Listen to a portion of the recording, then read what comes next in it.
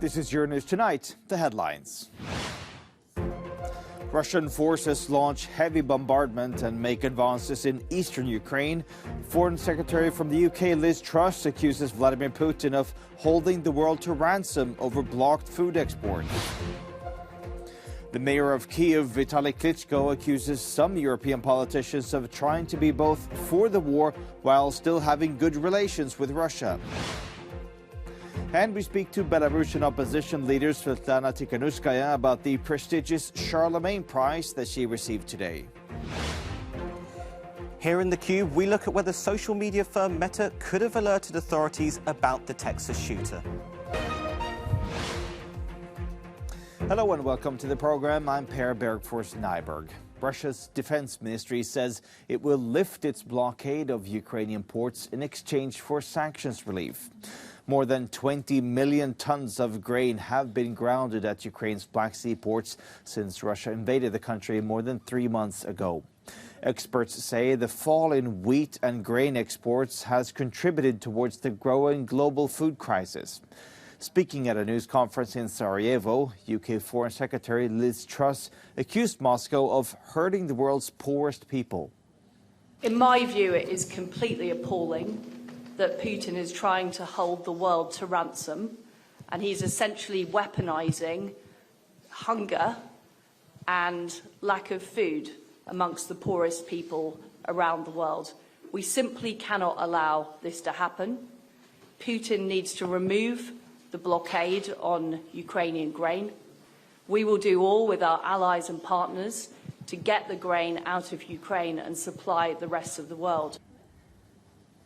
Now let's bring in our international correspondent Annalise Borges, who joins us now live from Odessa. Annalise, good to see you. Paint a picture for us. What does it look like there in this Ukrainian port city with all these ships that are unable to leave Ukraine?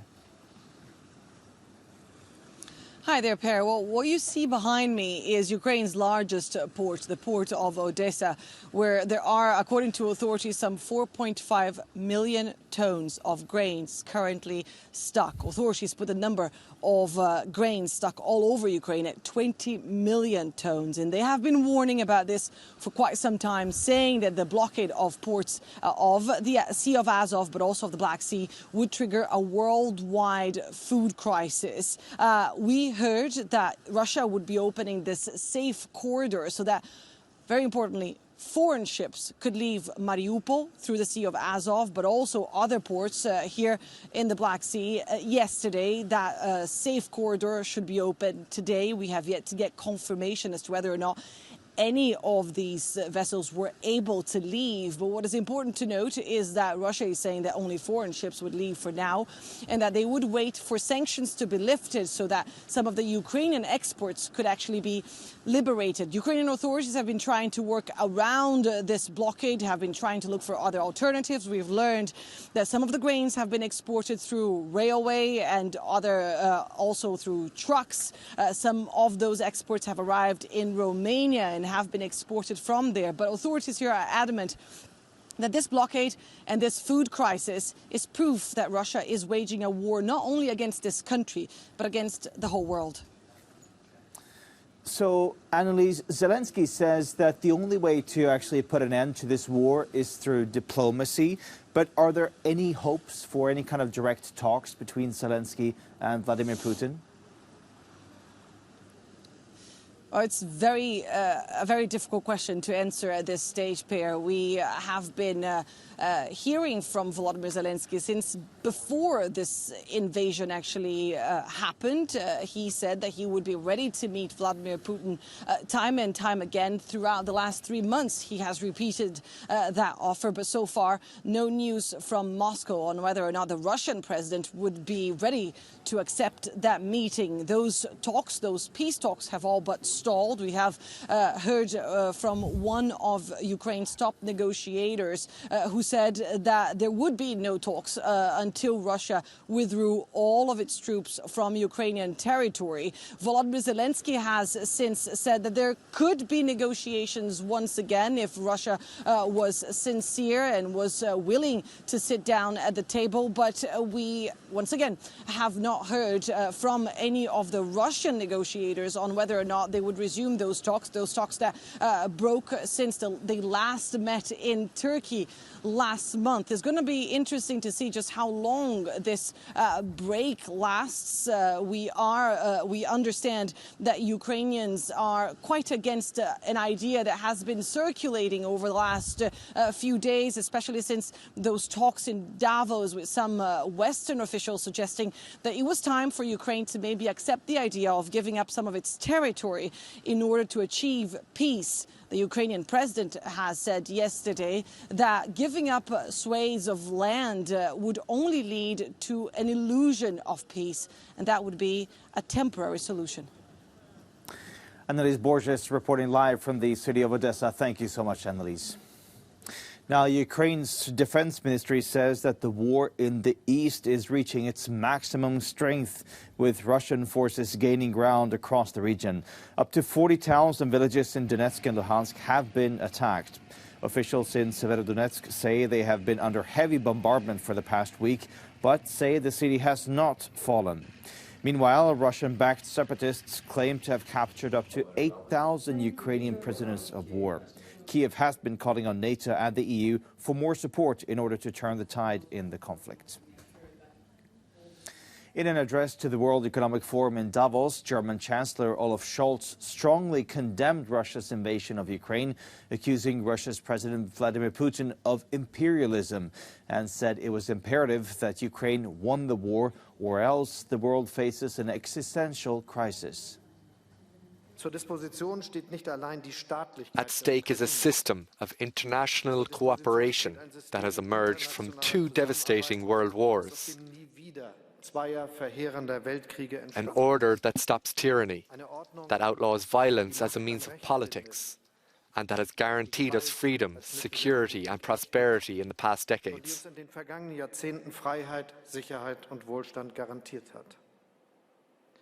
That is why our goal is very clear. Putin must not win this war. I am convinced he will not win it. A vote of confidence there from Olaf Scholz, but he's come under fire from Kiev and its allies over what's perceived to be Berlin's reluctance to cut off Russian energy imports and provide military assistance to Ukraine. And that's been a consistent theme from Ukrainian officials who've addressed the Davos Forum.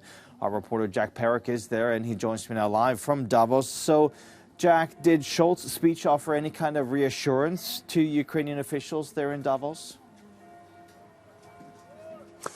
I think the Ukrainian officials that have been attending the World Economic Forum here are pleased with what they've heard from most of the Western officials that have attended. But it's important to remember that there are no Russian officials here, very minimal Chinese representation as well.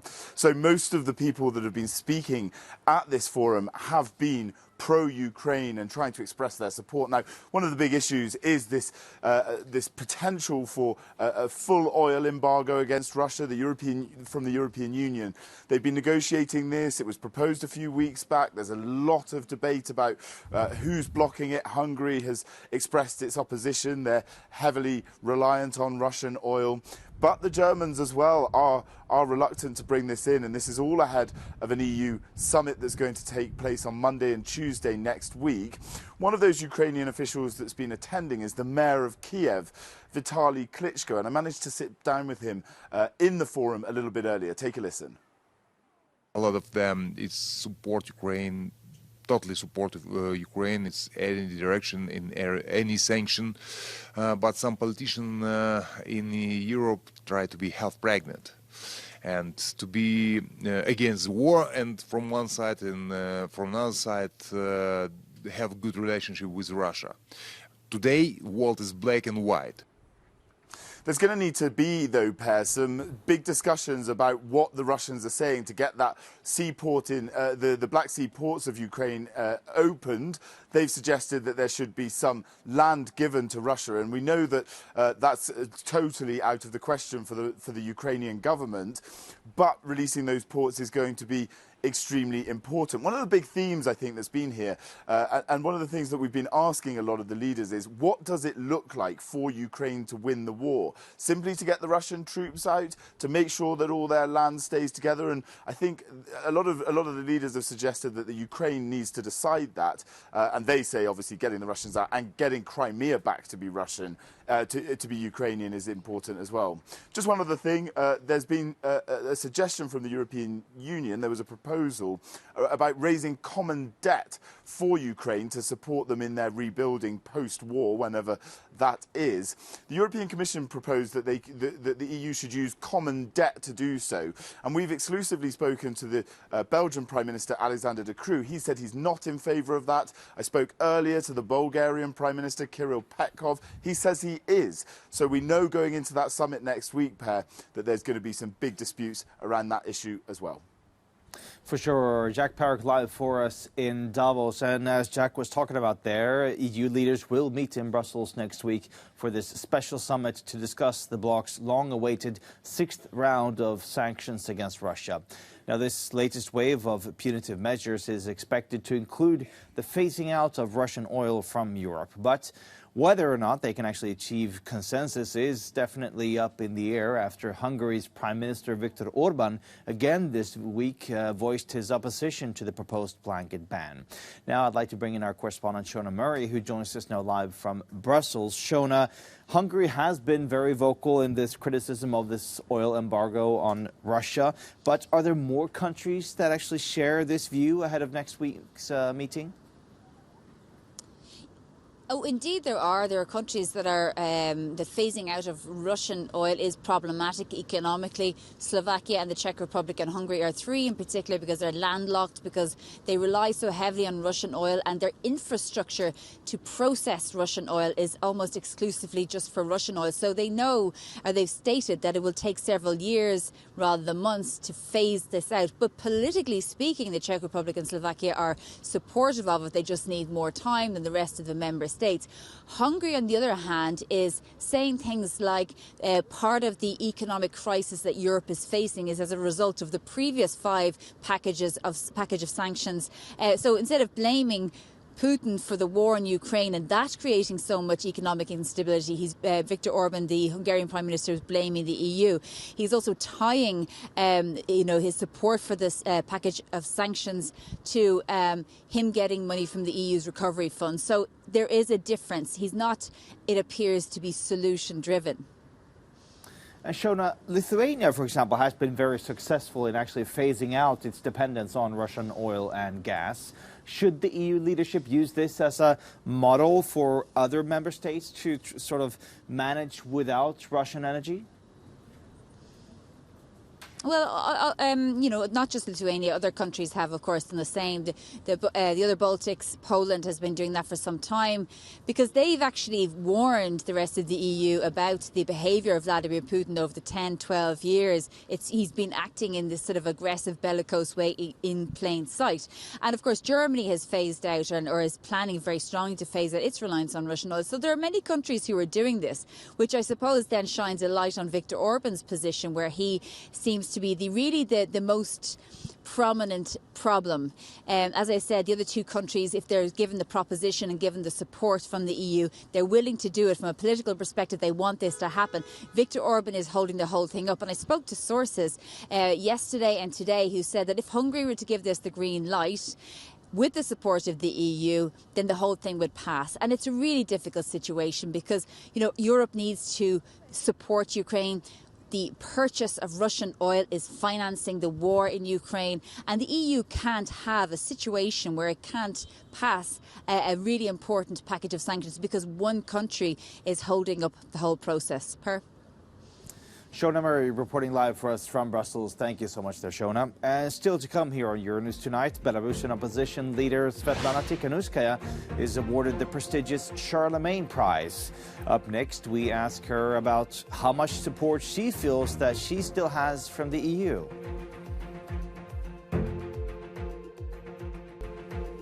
Welcome back to the program.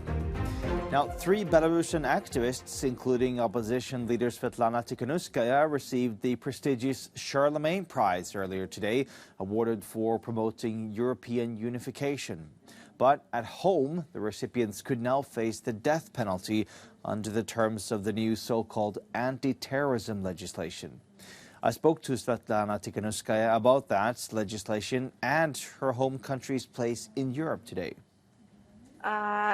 So Belarus was, is, and always will be a part of Europe. Though we are not a member of European Union, but we share the same values. We share our history, and Belarusians feel very close to Europe. And now, when the war started, more Belarusians prefer European Union over Russia, because European Union means safety at the moment, Russia means disaster. And Belarus is also crucial for European security, because it shares border with the European Union, Russia and Ukraine. So I'm sure that free democratic Belarus will be a guarantee of peaceful and peace and stability in the region. Now, there is a new law that was enacted a few days ago, which means that they now have the death penalty for attempted terrorism. And you yourself is reported to be one of those people who are facing those kind of charges, and many other opposition politicians. There are around 1,200 jailed opposition politicians in Belarus. How does this new law with the new death penalty change the work that you do? It's evidently that the aim of this death law is to scare people. It's like a murder warrant.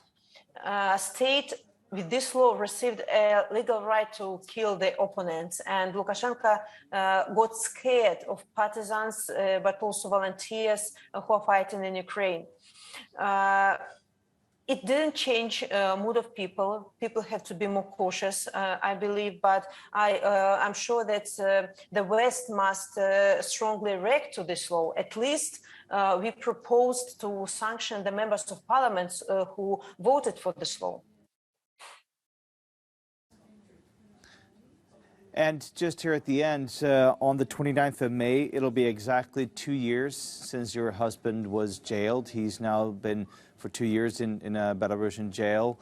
With this new law, with a death penalty, do you fear that his situation might change going forward? As far as Maria Kolesnikova and Maxim Znak were also recognized as terrorists according to this new law, my husband Sergei Tikhanovsky also can be put in the same list. So it doesn't change a lot at the moment, but who knows how Lukashenko could use this law to threat our beloved in prisons. Residents of Uvalde, Texas are grieving the loss of 19 children and 2 teachers in Tuesday's school shooting. Now, this has reignited also a debate about Meta's plans to further encrypt personal messages. Let's head over to Raul now in the Cube for more. Raul? About 30 minutes before the attacker began his killing spree in Texas, he sent a series of private messages on one of Facebook's platforms alleging what he was going to do. Now, he said, "I shot my grandmother. I'm going to shoot an elementary school." And it begs the question, could authorities have been alerted before the attack actually happened? Well, Facebook Messenger and Instagram already monitor users' private messages for harmful content. In this case, it would have been quite tricky, as this was just a message. It could have been misconstrued as just a bad joke. To complicate matters even further, there's the question of whether these social media firms should be policing our private messages. Facebook wants to extend end-to-end encryption to both Instagram and its messenger platform. That's a system whereby the recipient and the sender will be the only ones who are able to see the message. But you can't have your cake and eat it. You can't have a system which is both more private and more secure. And it's led the ire of some governments, such as the EU and the UK, who said, no, don't move to a system of more end-to-end encryption, but actually actively police private messages more. In the wake of shootings in Buffalo in the US in the last 2 weeks, where the shooter used social media to both plan and promote his attack, more people have been calling for government action. This is essentially a story of privacy versus security. And in the wake of these shootings in Texas, many people will be asking what more Facebook could have done to prevent them and what laws, if any, should be changed. Thank you so much there. We're all in the cube. And still to come here on Euronews tonight, Northern Ireland is divided over a new bill that could give formal recognition to the Irish language. We'll head to Belfast right after the break. Welcome back to Euronews Tonight. Now, turning our attention to Northern Ireland, where new legislation introduced to the UK's House of Commons could grant formal recognition to languages it attempted to stamp out 300 years ago. Ken Murray has this report from Belfast. For the past 101 years since the British divided Ireland, successive governments in London have discouraged the speaking of the Irish language in the northern part of the island. Despite numerous attempts by fans of the language in Northern Ireland to get full recognition, the British, despite lengthy delays, have now begun the process of giving full recognition to Irish. In West Belfast, Irish nationalists have welcomed the move. We no longer have to be second-class citizens in our own country. The Irish language will be much more visible. It will be available for use in the courts. Legislation that goes back centuries will be removed. The decision to give full recognition to the Irish language in British-controlled Northern Ireland has been a dimension of the 1998 historic peace agreement. The Act will also give recognition to the relatively unknown Ulster Scots language. In the Protestant heartland of East Belfast, where locals are loyal to the British Crown, a growing number of people are, to the surprise of many, learning the Irish language. I think it's a really important first step. It gives the language official recognition in Northern Ireland for the first time since the foundation of the state. However, in East Belfast, locals opposed to the Irish language believe the €4 million Irish language investment fund budget could be better spent elsewhere. I don't approve of it, because at the end of the day I was brought up British, so I believe in being British. I think it's a disgraceful waste of money, because there's very few speak it in this country. So what is the point of it? It's a waste of money, because they could be putting money into the NHS that really needs it. The introduction of the Irish Language Act in the House of Commons in London gives formal recognition to a language that the British tried to crush 300 years ago. While British unionists are opposed to the introduction of the Act, saying that it amounts to yet another concession to Irish nationalists, people around here take the view that the Language Act will not only save a piece of Irish culture, but will promote a language that was recently on the verge of becoming extinct. This is Ken Murray for Euronews, West Belfast in Northern Ireland. And that's it from us for now. Thank you so much for watching Euronews Tonight.